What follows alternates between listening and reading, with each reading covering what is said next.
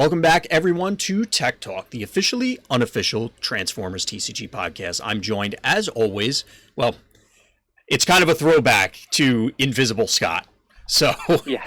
we're doing something a little bit different for the beginning part of the show. So it's not what you've become accustomed to, everyone. But we will get there eventually. But enough of the nonsense at the beginning of the show, Scott. We have actually a lot of ground to cover because there's a bunch of things going on. There's a bunch of things to update, everybody about. And to start with, I think the best place is, well, what's been going on behind the scenes with the new committee cards. Everybody out there who's listening to this or watching this on YouTube, if you haven't already, you can check out some of the testing on the VectorSigma.info YouTube page. But obviously, it's not just those brief snippets you see when we're live streaming things over on Dan's Twitch channel or on YouTube or elsewhere. So, Scott, what should people be aware of that they may have missed if they haven't checked it out since the last time we spoke about it? I think the main things are that, so like last Saturday we had a patron, I guess it was a tournament. I mean, like we actually had rounds and people played against each other. So it was like a fun little tournament where everyone had to use one or more of the stratagems. We assigned them out to people, but everybody got to make their own decks. And I think there was 10 people, I want to say, that participated. Sounds about right. Yeah, so it was basically some live playtesting, and we got to see some of the interactions. We got to see how community members would have built decks given the opportunity to, as opposed to I guess with the decks that we would have built. I think there's something important about that it's kind of, if everybody remembers way back to when you were in grade school, you write a paper or you're doing work, it's very difficult to check your own work for mistakes sometimes, or for not even necessarily mistakes, but just when you create something and then hand it off to someone completely independent, someone who has not been involved in the creation process, you learn a lot because it's just, okay, they're coming at it with a blank slate. They don't have this huge history of, well, I originally intended this, but I thought that this would happen, and therefore the decision tree broke down this way. They're just going, well, this is the final product in front of me, and using their own experiences. So I think it was really important to get this in front of people outside of us. Yeah, I think it's really important. I think we're beta testing as far as as software development would go. I mean, we're not behind closed doors and then gonna give these out and then no one's had an opportunity to use them except for us. That's right. Not the way it's going. It's more in I mean, we're not doing it this way where everything's forever in alpha or beta, even though it's publicly released, but it is more of a public beta test than what it could have been easily. We could have easily just said, no, we're going to test it, we're going to do our own stuff, and then just drop it out there into the world. But I think there's a lot of advantages to having all these outside parties involved. Yeah, and the one thing I will say is that we set up the experiment, for example, of that event to only be testing the stuff against itself. And in future things, we're basically going to be having the control strategies, which is basically what we do. That's the testing methodology that we're going through. We're only testing. I know when I've tested, I've only tested against basically Sky Shadow. I'm kind of in the same boat. I mean, that is the bar for most intents and purposes. Yeah, so I mean, that's kind of what we need to understand is where these things stack up against, and it's there are obviously other meta decks which we can get into, which we'll get into, but I think that needs to be and it's okay that it would not be stellar against that. It's just that we need to understand why or how, because that's one of the bars as it stands right now that we need to if you're 1090 against that, there's really no point. Right. As we've said before, we're not trying to just punt everything that's the existing meta into the sun. It's supposed to be an addition to, therefore, these things that Scott's talking about, they're still going to exist. or at least that's the plan. So if that's the case, yeah, if you're staring down the barrels of Sky Shadow and it's just unwinnable, that card probably has to go back to the drawing board. Right. And so so we're definitely learning certain things about, and it's not just about the Wave 1 stuff, it's just the format in general and how cards need to be created or adjusted. In our case right now, they're adjusted, but it's basically learning. And for the information isn't going to go away because the format isn't going to go away.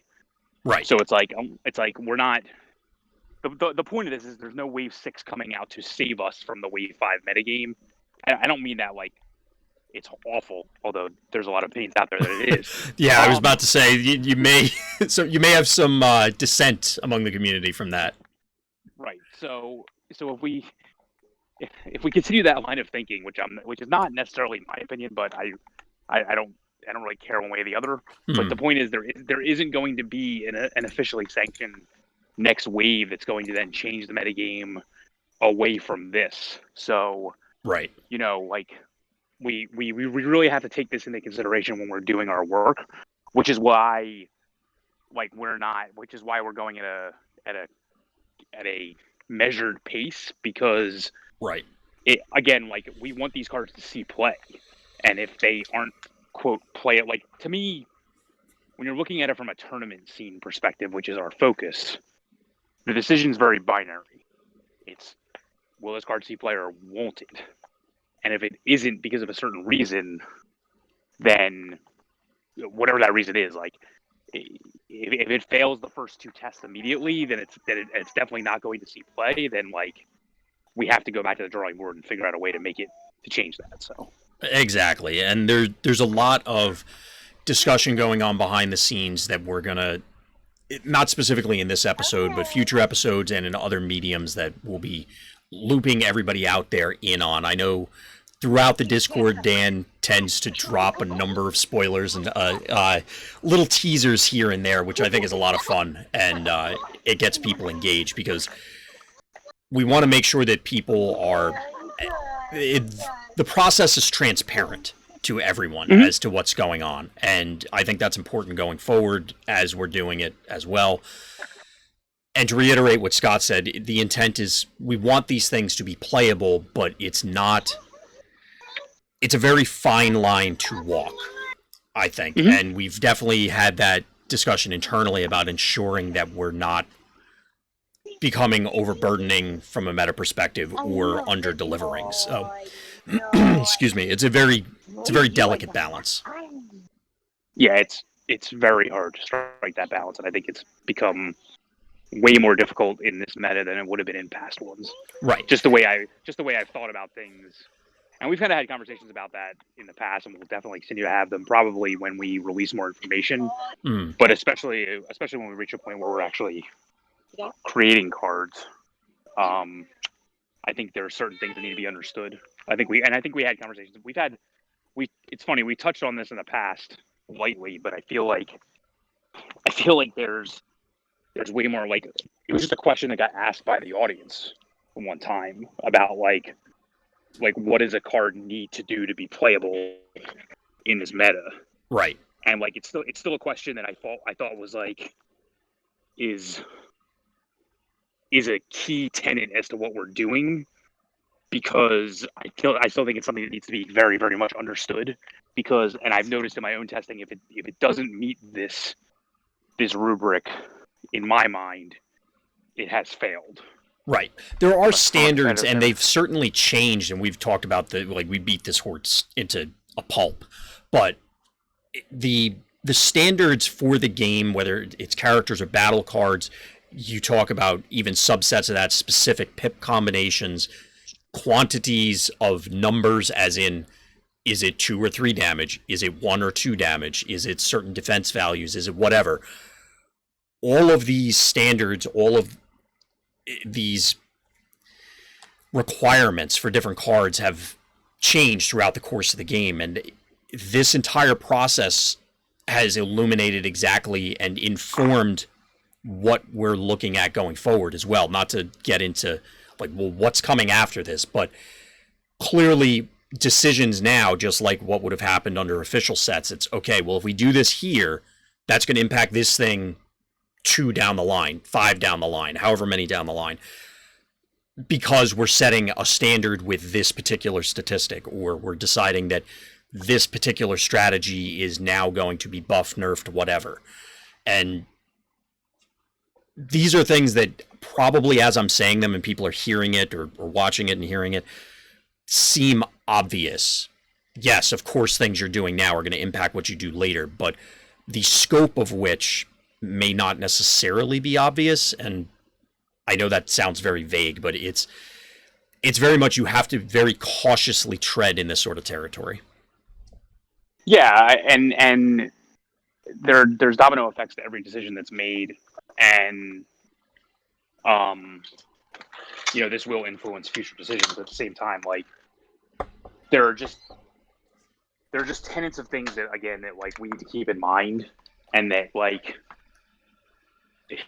I mean, would they be easy to fix? Like, sure. Like, obviously there's things that can be done to eliminate some of these problems, but that's not really our goal right away. And so, like, we want to keep the game as intact as possible that we feel is fair, but there's a certain rubric that then has to be followed as a result of it. Right. And so it just becomes very difficult, and a lot of back and forth, and a lot of, like, there's even understanding of that, like, because I feel like at this point in the game in general, if this was not obviously the world we live in now, like, we obviously would have had events. We probably obviously would have still had a game. That too. But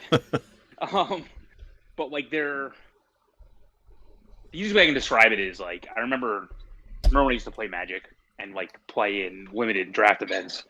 There was, like, a rule, like there were certain rules that would come out. Like, this was clearly the strategy you wanted to draft in unless this happened, and it was like a flow chart in a way. But right. This happened in WoW too. Like, there were certain things that would. It was especially true in drafting because it was something you had to do on the fly. But even in constructed formats, it's the same way. There are just certain rules that you need to follow, and there are certain tenets of the format that are there. And I feel like if it was the regular world, the event would have, like, you would have seen this bear out, right? And so you would have been able to adjust your thinking or adjust your anything, and now that's kind of being done. It's not being done in a vacuum because it's being done in the areas that are existing. Like, there is no other way to do it, like, other than the results that we're doing and others are doing, but it's not as, I guess it's a little less public, if that makes sense. Like, just because, but that also isn't the focus, if that makes sense. So maybe I'm going off on a tangent, but no, I mean, assuming I'm interpreting you correctly, I think you're absolutely right that it boils down to that this is because of the role we've kind of assumed by virtue of the project, that there's a lot of undiscovered territory, and those rules that you were talking about that may have existed as things evolved, where we just don't have that data outside of the online events that are happening or our own testing and those sort of things. So obviously it's a smaller set of information, but it's all that exists anyway. So what does it matter? Like, right? Like, exactly. Yeah, you can only work with what you have. We can't just conjure it out of thin air. So, yeah. So while Scott is getting set up, everybody can see him now. We're back to normal. Scott, let's move into the next topic, and that's actually, well, a recently finished event, our constructed event. So it actually got taken down, everybody out there, believe it or not, by Fortress Maximus, which is, to me, really cool. I mean, it's nice to see these unique decks. It's nice to see, I mean, Metroplex had flash in the pan results. Obviously, Triptychon is not even on the planet of tournament results for the most part. So it's cool that this box topper / promo card was able to make a splash. Just from and also just obviously the one tall strategy being very much a unicorn within the game for the most part. So that, aside from it being unique, or even outside of Fortress Maxima, did anything strike you as, or stood out to you from this past event, Scott? I mean, I think the typical contenders did well otherwise. I think the two outliers to me were, like we talked last time about, like the Swap Heads deck and the Fortress Maximus. What impressed me about the Fortress Maximus version and the way I saw it play was that it was, and I know you said this in the past, but it's a little bit different for Fortress Maximus than it is for Metroplex, because in Metroplex you're trying to assemble things just for a singular purpose, and here I thought what was very interesting to me was the reliance on Cerebros as the main. I was going to say that, yeah. Because what is it? Is he like 6'9", Like what is it? What are his stats? Yeah, I believe he's 6'9". That's the part I'm not sure about, but it's very much, and you kind of beat me to it. It's arguably a Cerebros deck, not a Fortress Maximus deck. I mean, obviously the parts go hand in hand, but the games that I observed, including the finals, it was, Cerebros carried a lot of weight. Yeah. Clearly, you had Fortress Maximus putting in work prior to that. Oh, he's actually only 6'8". Okay. But, yeah, I was shocked by... Wait, 8 attack? Am I seeing this wrong? No, Fortress Maximus is 8 attack. Right. Yeah. I was looking at chat for a second. They said 8 attack LOL, and I'm like, wait a minute, which one are we talking about? Fortress Maximus is 8 attack. Yes, exactly. But so going back to the point, it definitely feels as though Cerebros was really the focal point of the deck. I think the Grax edition was definitely unique. I know earlier versions that I was playing were running other Titan Masters, so I thought that was pretty cool. It seems logical in retrospect, but congratulations to Christian for taking that down. Yeah, I mean, the other thing I was going to say to add to that is it played in a certain way where it was like he had to know exactly what cards to play, exactly what cards were in his scrap pile at all times to get back the right things. It wasn't like, and like it was situationally dependent, but at the same time it was like he had like when he had an advantage, I guess he had more opportunity to play more things. There was something at the time. Yeah, there was something. This is going to sound silly, but in playing a lot of card games over the years, the most fun I've had is with tutor effects, where it's just I can go find the thing that I want to do this turn. So in this game, we don't really have that. You know, there's nothing that says go search your deck for X, put it into your hand. But in watching the games, it very much appeared that way because he constantly was holding a scrap pile of like 20 plus cards and then just going, oh, well, I'll get this armed hovercraft because your Sky Shadow's at 1 health and kill it on your turn. Or I'll go get Hollow Matter, or I'll go get whatever. And I don't know, that just stood out to me and I thought it was really cool. It definitely looks like a lot of fun to play as well.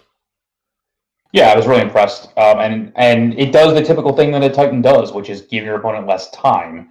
And even though this format is pretty much dominated by a single flipping character and 2 non-flipping characters most of the time, unless you're wider than that, and then it's basically just your flip to get in the right mode type of decks. But either one of those strategies, you don't really have the time, and the big example to me is Horrible. If you can't play 2 black cards a turn because you really only have 1 turn, like 1 continuous turn all the time, right? Like you can only play cards like once every 3 turns instead of every turn, basically. Like the damage you're dealing is clearly like any misstep there, where if you're not playing an upgrade at an ability every single time, right? Like it's just damage you're literally never going to get back. Exactly.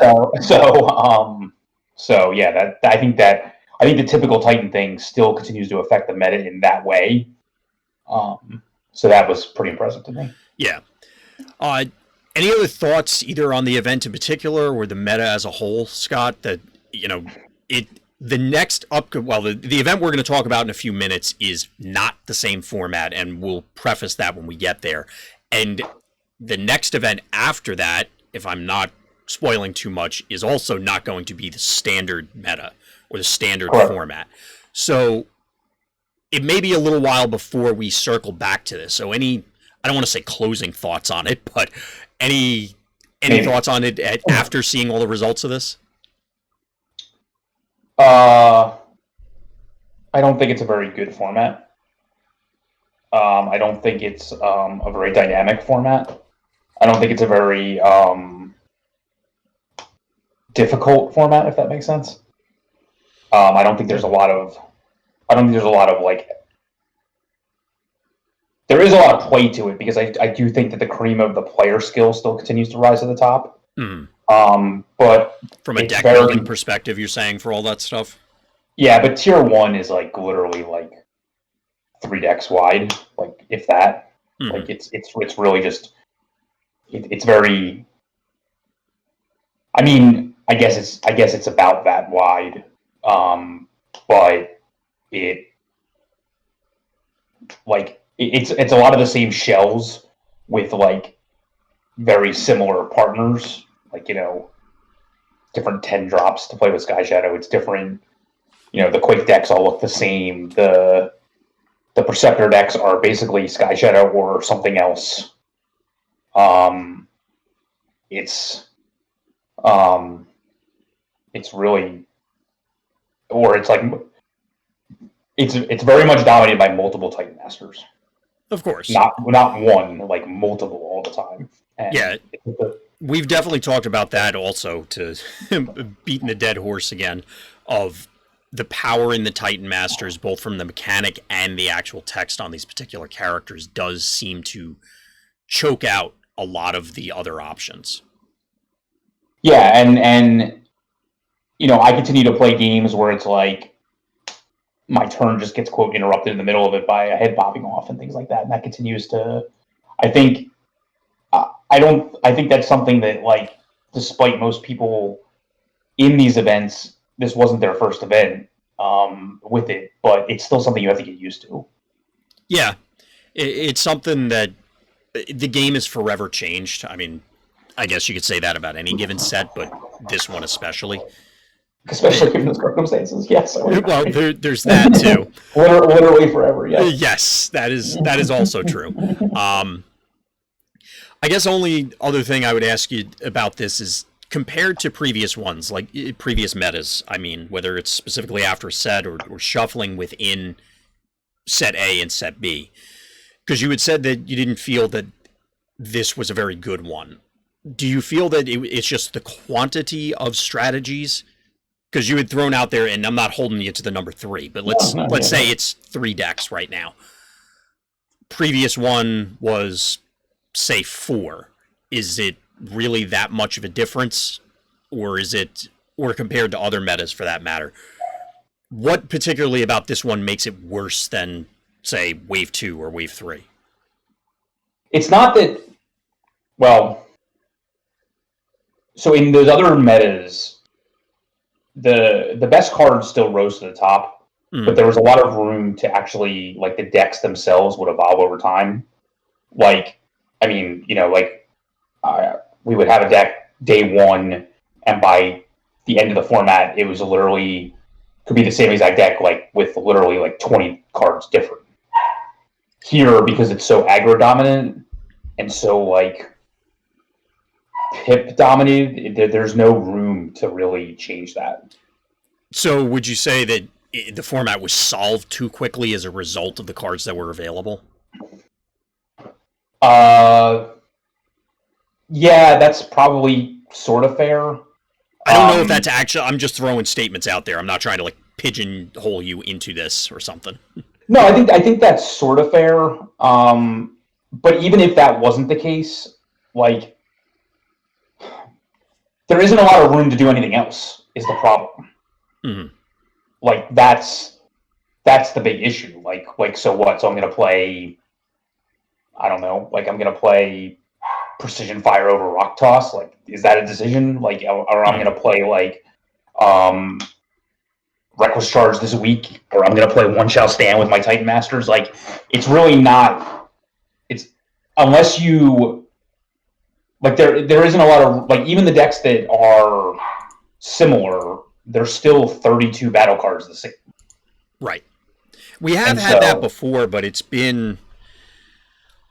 I would say it was expected at the like, for example, Wave 1.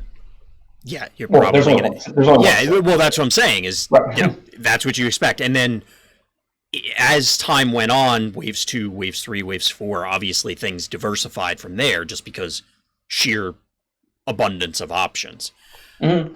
As you mentioned, clearly you're not talking in most cases literally every card in the set. It's a subset that qualifies for competitive play, but you can have some fluctuations between the actual 40 card list, or I guess in Fort Max's case, the 46 card list. But right.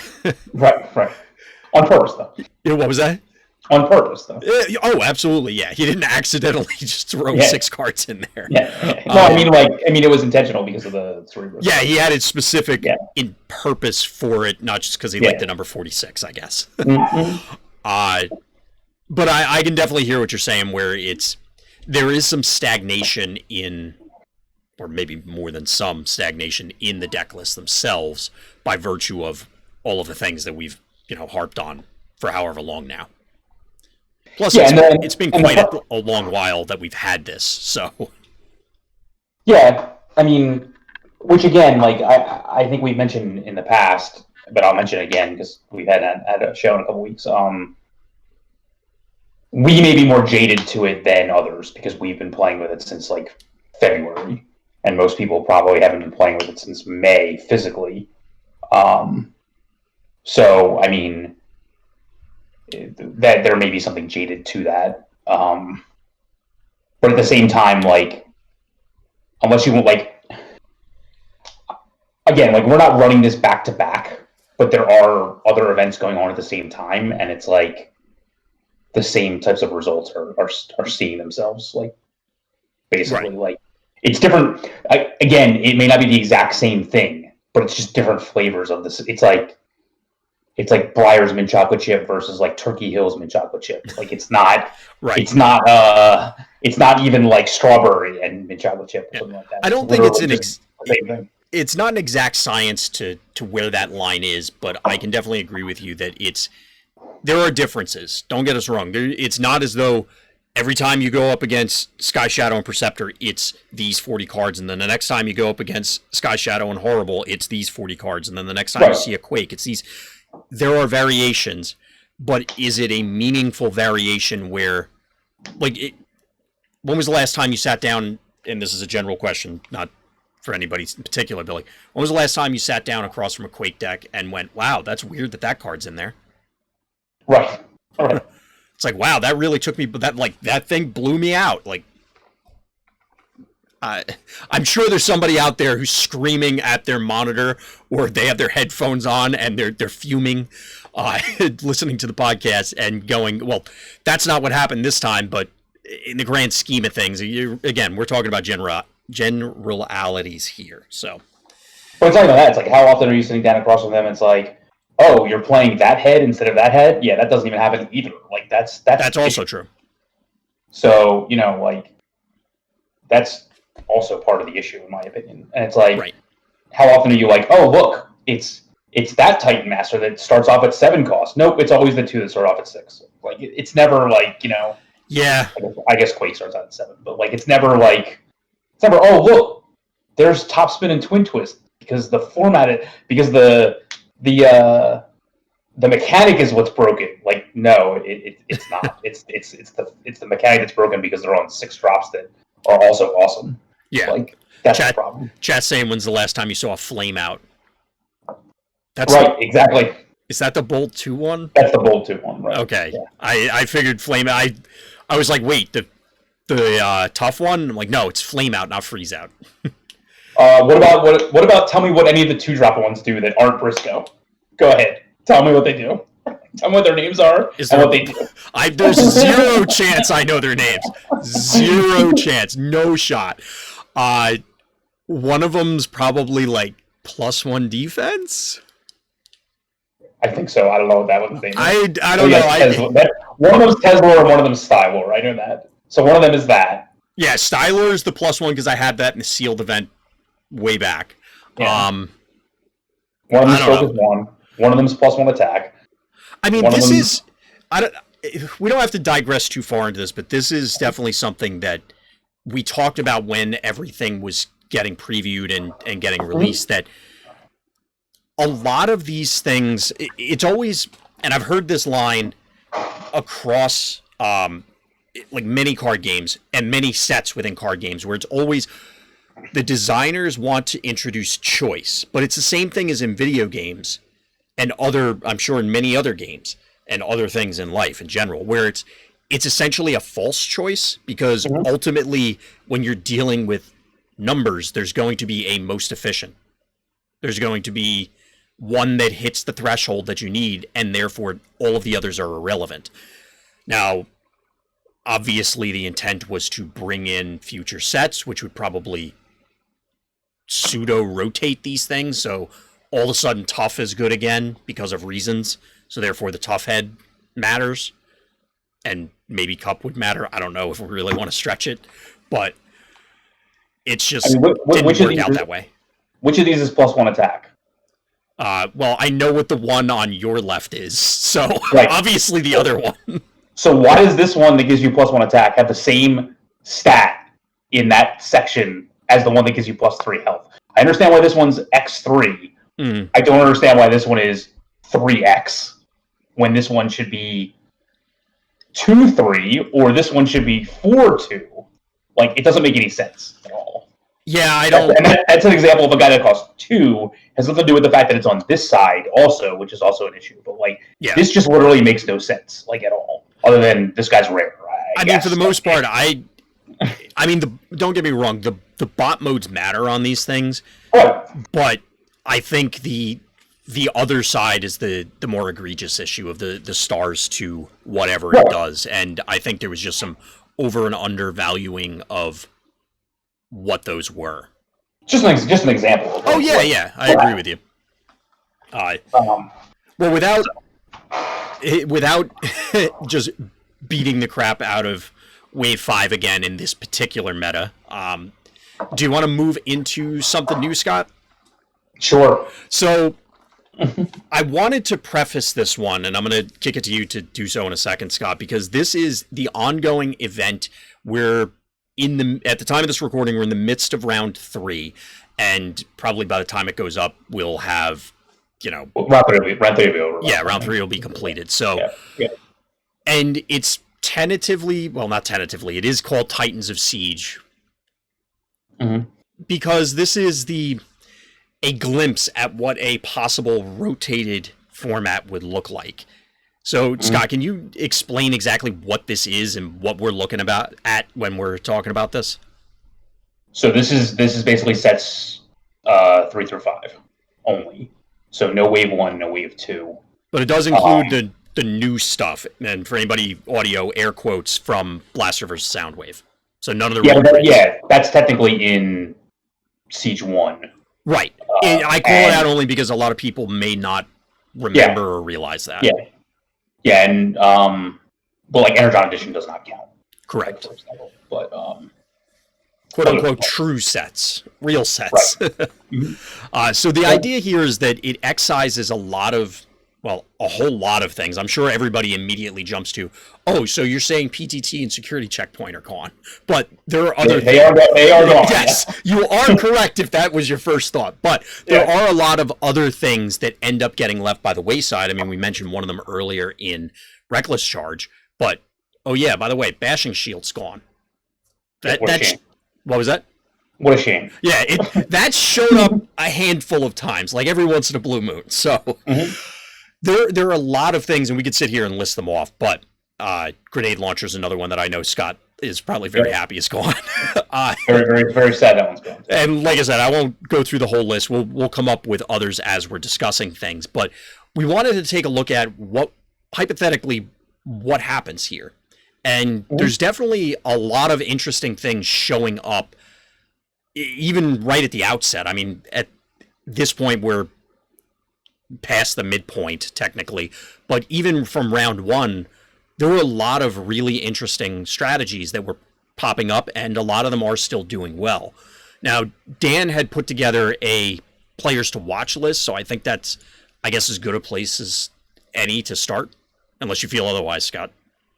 Well, that article will be up probably tomorrow, but we could just look at. I was just going to look at things in general, not anyone specific. I didn't actually pull up those players lists. Okay, no problem. The ones that were undefeated. So. Let me kick it to you. Where did you want to start? Like, what was the first thing that caught your eye as we're now a few rounds in? So GM wrote an article that we'll link below that most of you listening, I'm sure, have seen, which is basically an overview of the format and what's being dominated, like what's dominating the format. I think I think I'd rather talk first about what is here as opposed to what isn't here, and I'm surprised about. That's fair.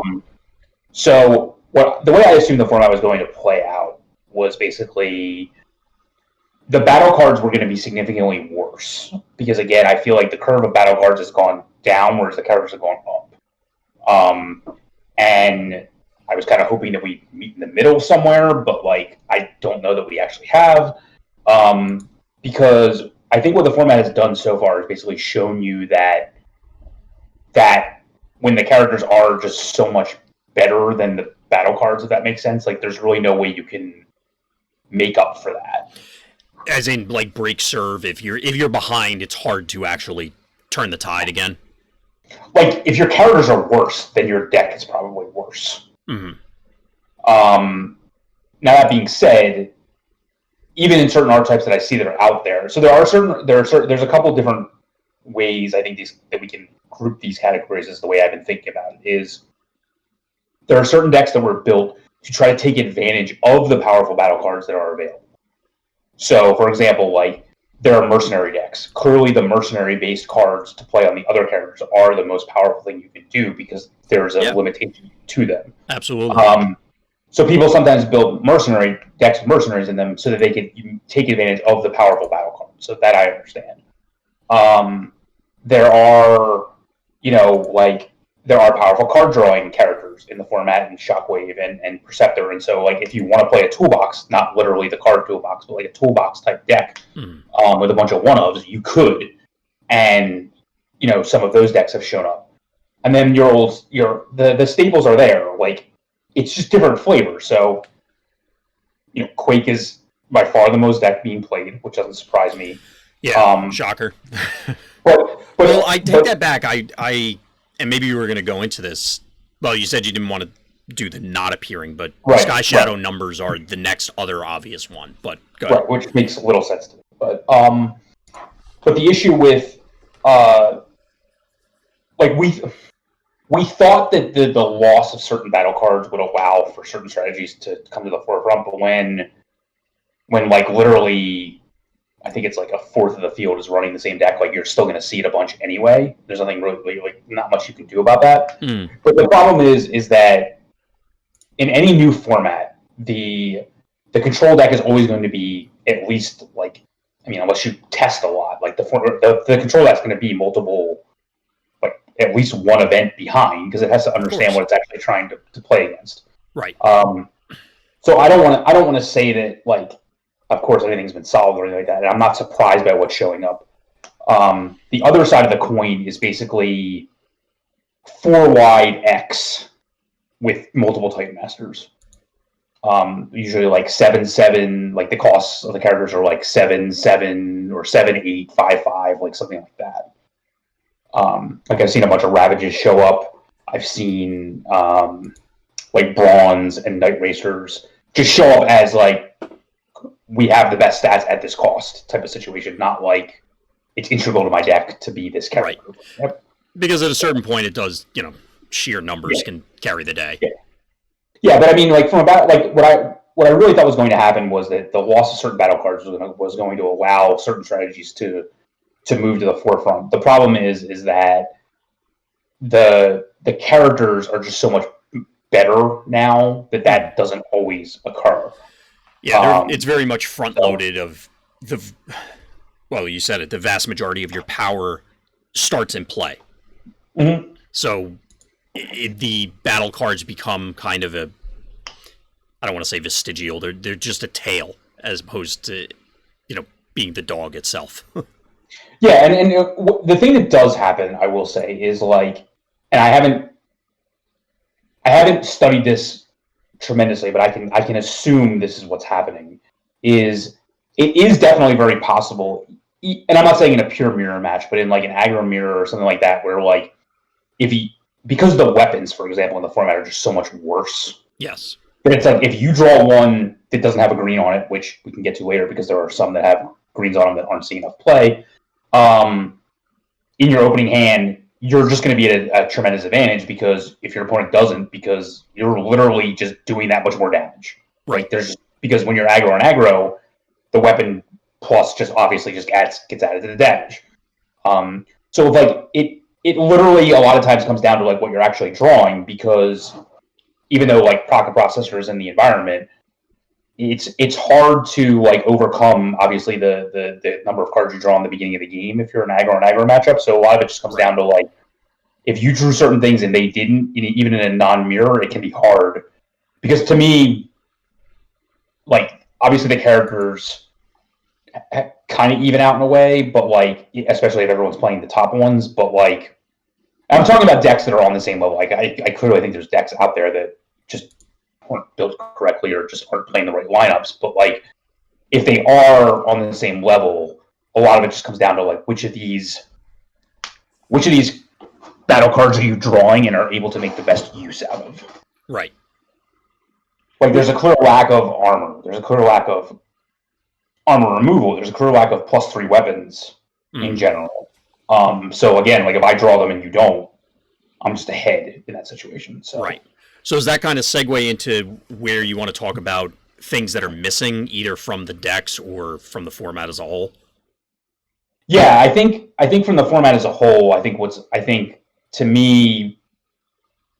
missing for me is there's just not a lot of Sky Shadow. Maybe people just chose not to play it because they got tired of playing it. I don't know. That was kind of strange to me. I mean, it's even stranger in the context of Quake being so populous.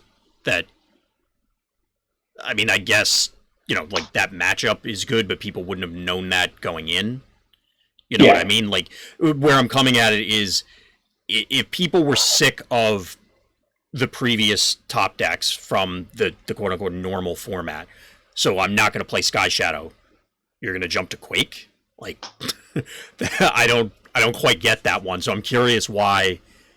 I mean, we could probably do a poll and just ask everybody, hey, why didn't you play Sky Shadow? But I think a lot of the people played Quake in the last event, and we just had more players, so that's possible. Some of them may have just played Quake also, is the way I see it. That's fair. But what happens when you have, I mean, there's not as much Sky Shadow. There isn't as many Perceptors as I would have assumed. But again, I think that's probably in more relation to the format in general. And in terms of deck archetypes, like I think everything else to me is pretty fairly represented. It's just very slanted towards aggro, and I'm sure that's intentional. But like to me, I guess Perceptor decks are the least represented that I would have thought would have been more represented. But like there really aren't a lot of like there's a couple shockwaves in the environment, but like to me, like there aren't enough of them to like make up for the fact that there aren't a lot of Perceptors. There's a couple Fortress Maximuses. I would have to sit down and really build it, but like to me, there probably could have been more Blasters. Although you are missing some pieces, a lot of the pieces are there. There are pieces to substitute. A number of different, both battle card and character wise. So yeah, I agree with you there. I'm surprised on that. Looking through, and Dan had graciously provided us a bunch of lists of what are the at this stage, top performers.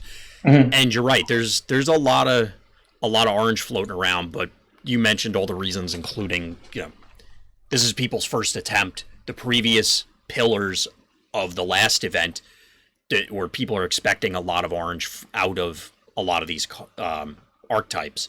So that doesn't surprise me. Personally, I agree about Perceptor. I probably would have ranked the Lack of Sky Shadow higher, but basically it's interchangeable. Right. Yeah, it's right there. Yeah, it's not. Both of them are kind of stunning, although we do have, and this may support your idea, that if we kept all the Quake players on Quake and then just added more Quake players, there are a number of other people outside of Quake that seem to be sticking with their guns for specific decks that they've run in other events. So there definitely seems to be, I guess, a lineup loyalty to some extent that could be influencing everything, because it's, hey, I worked with this deck, I could just port it over, I already know everything. Yeah. There are some other blue things that are showing up, excuse me, or bluer things. But yeah, it's kind of what you'd expect in the early stages of this sort of format. Yeah. And like I said, there are certain things missing that there are other things, like to me, from a battle card perspective, the number one thing I think is missing from me is Paralyzer Box. Because coming into the format, and if you read the article that Dan had interviewed the players to watch, a lot of them had said that their assumption coming into the format was just going to be heavy orange black, or just black in general. Well, if you know that going into a format, you could play a weapon that's going to give you +4 all the time. Yeah, it's green white. Green grenade launcher seems okay. I mean, like, it should be there, right? I mean, like, if you have as long as you have a better than 60% chance of hitting it, which, like, if you were to see the deck list, like, there is a better than 60% chance of you hitting it, you would just basically say to yourself, well, I'm going to play this because I'm going to hit most of the time, and it's going to make a difference. But so that to me is one card I think that's missing often. I think there's not a lot of increased durabilities as much as I would have thought to see. Well, like you said earlier, there's not a whole lot of it. We lost Bashing Shield, so the fact that could stick around would seem impressive, but I guess it didn't impress enough people. Yeah, and there aren't even there aren't as many of those as I would have thought to have seen, and there aren't even as many.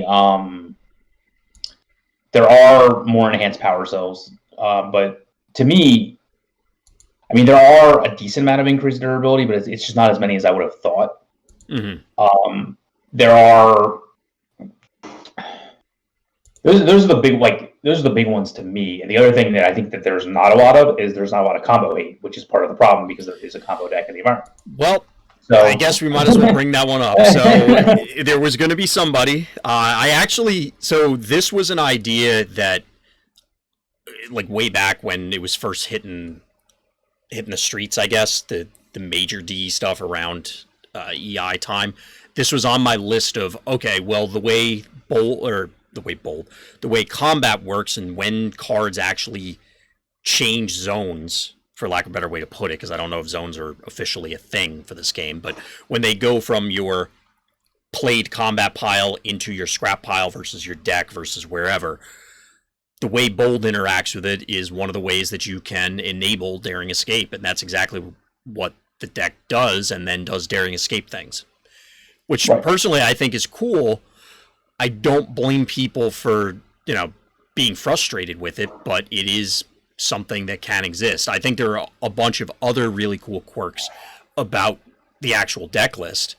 But yeah, there's definitely a distinct lack of respect for the deck, although I did see some answers in people's sideboards. Whether it's enough, up to this point it hasn't been. We'll see.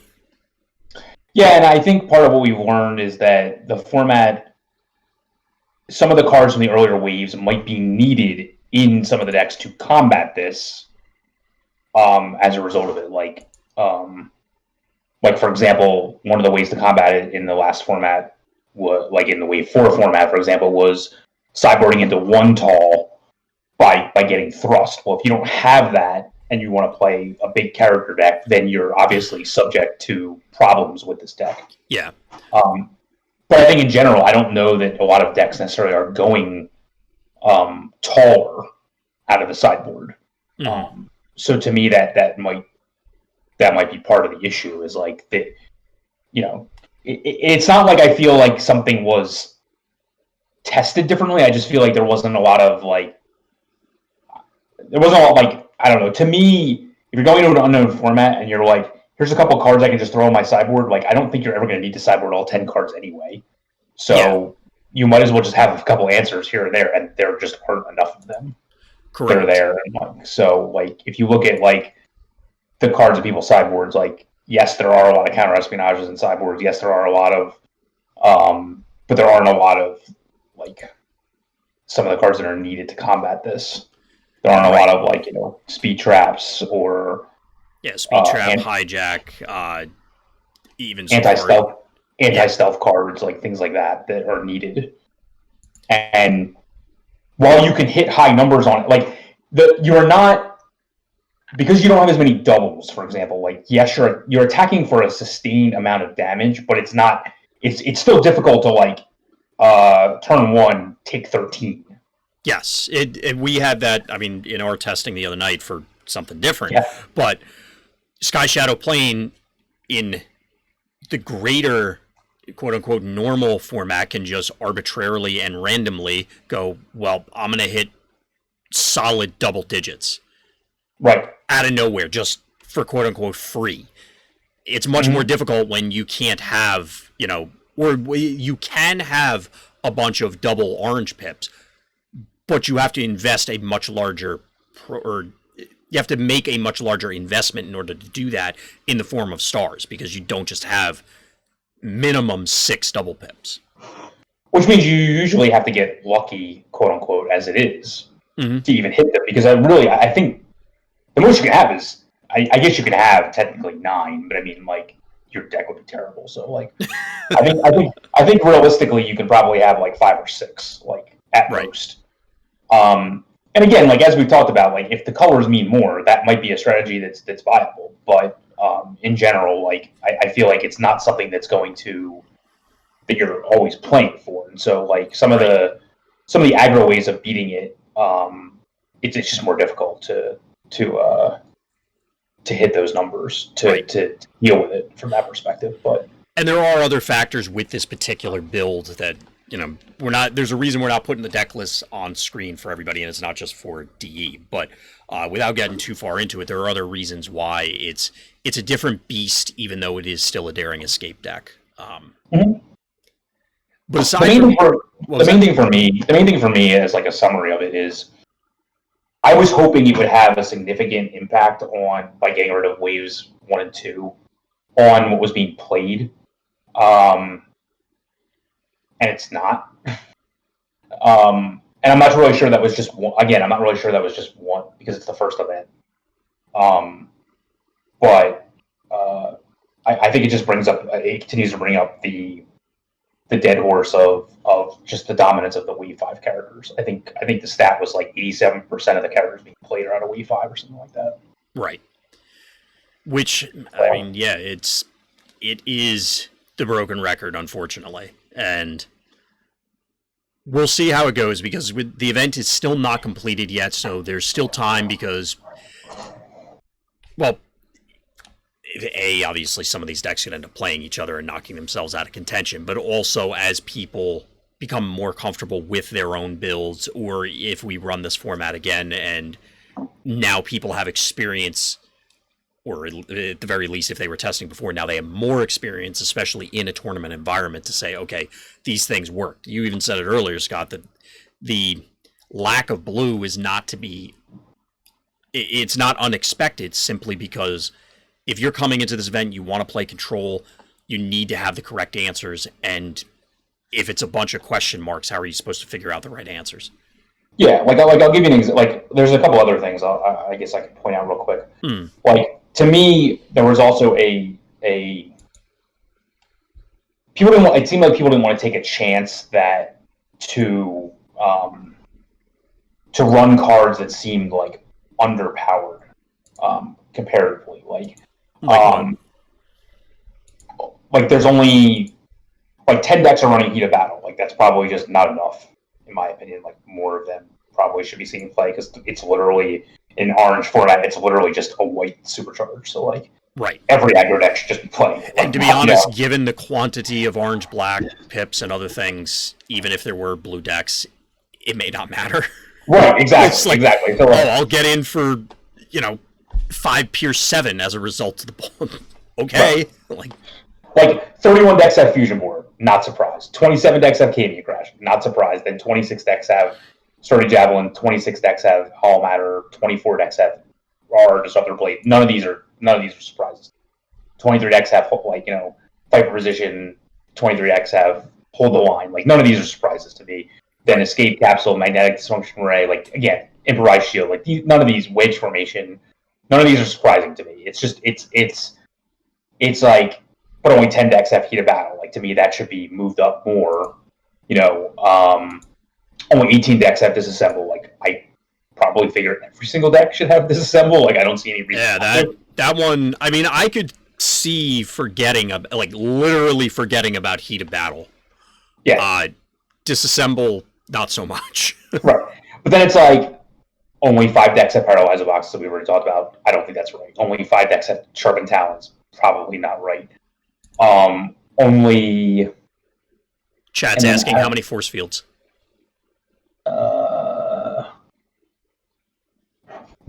can't sort this by name because that's another one that. Oh, God. 8 decks with force fields. That goes right in the. Excuse me, in the category with increased durability, where there's no bashing shield. But see, that's another big thing, and I can't even find it. This was a big one for me. Is it's almost like a refusal to play the worst version of something because I don't see that many. What's it called? The armor thing. Reactive armor. Yeah, I only remember the name because I'm looking at one of the decks that did include it, and it stood out obviously for that among other reasons. And how many of them was it playing? I think it only had one. I clicked off it. Now I can't find it again. Yeah. So 4 decks have reactive armor. Mm-hmm. And only one, and there's only 5 being played, so only one of them has more than one. So like that to me, if we're talking about an aggro format, like yes, it doesn't. Like it's not. I get it's not like immediate. Like bam, I get rid of that armor and move in. But like, I mean, it still pretty much does a lot of that as it is, and still gives you an armor and all that other stuff. So like, and it's also it's similar to Bashing Shield. It takes up a different part of your turn. So whereas Disassemble competes with a lot of things now, which is one of the big changes from this, and we talked about it before. That now instead of Bashing Shield, play Reckless Charge or Canyon Crash or One Shall Stand or insert whatever. Now it's, if I disassemble that thing, it competes with playing my burn. It competes with setting up for next turn. Now you can leverage some of the other half of your turn or the third, whatever. But I think what happens though here is because there's no One Shall Stand, there's no Peace or Tyranny, there's no Security Checkpoint, there's no any of these things. Mm-hmm. I actually think the action cards are what are worse. The weapons, if it's a +3, it's still a +3 if you draw it. Mm-hmm. So like to me, that might be part of the issue. Is like people would rather just. I mean, first of all, Disassemble is a black, so if you're playing with Horrible, obviously it has synergy, and mm-hmm. But I would probably just play both, to be honest with you. But I mean, like, I guess the other argument would be like, if I have a Hollow Matter, and I'd rather have I don't know, like to me, all the Quake decks should be playing Reactive Armor, for example. So yeah, it would make sense for me. But I mean, they can also have this. They can also have Disassemble. Don't get me wrong, but I feel like they should all have Reactive Armor. But it could just be something that was overlooked because who the hell ever played with these cards before? Yeah, I mean, going back, I said it about Heat of Battle, and that one at least, I'm sure Reactive Armor showed up in a bunch of limited decks, but I can't imagine too many people sleeve that up for Constructed prior to this. So I can excuse that one to some extent. I'm not like coming down on anybody or anything. Oh, yeah, I just feel like it's like a lot of people, I think, correctly assume what was going to be there. So that, like, and I think that's very important. That's the most important basic thing to do. But then it's like, okay, so what are you going to do about that? Right. So you really have two forks to go from there. Either I think everything's going to be here, so I'm going to build this deck to combat it. Which people, like, some people just chose not to do because they were playing the rock decks anyway. So, like, why would they go to paper anyway? Right. Which we talked about in the past. But, like, and, since Hollow Ladder is the third most popular card, well, clearly main decked, like, enough of the main answer card they felt like they needed for the environment. So there wasn't necessarily a need to go paper if they could just adjust to rock decks accordingly. But then on the flip side is, if you know that's going to happen, there are certain cards here then that facilitate, I should be playing some of this. And if it's not really costing you anything because it's an orange or it's a white, like, these are or a black, like, these are the things I would expect to see in higher numbers. Like, if you can put increased durability and the enhanced power cell, because there's a lot of enhanced power cells you can play on the same character, that's +7 health. Yeah. I mean, so, like, some of these characters that are, like, at 15, 16 health, 17 health to start with, now you're suddenly at 24. I mean, like, at not a lot of cost, because, again, there's no bashing shields. Right. So, like, and not a lot of people are playing these other things. I don't know. Just certain examples of things that I would have expected to show up. I did actually see that exact scenario happen, but reprocess is still also available, and that played a part in that particular scenario. So, I mean, that gets you halfway to what you had off the card. Like, I mean, and that is one thing. I mean, like, the greens are worse because a lot of them are just single green or green. They're not green blue or green black a lot of the times. Right. So, I mean, a lot of them are worse, but it still comes down to, like, there aren't a lot of greens that you can get that are going to be, especially on the upgrade side, that are necessarily game changing. Absolutely. I mean, it goes back to what you had said earlier about the diverging decision of, I've identified what I think is going to be showing up. What am I going to do about it? And sometimes you're just left with reactive armor. Exactly. And that's the easy example because we're talking about these things. But there are a number of other ones where it's, at the end of the day, I have to decide either I'm going to try and combat this thing or I'm going to ignore it and hope that I get there anyway.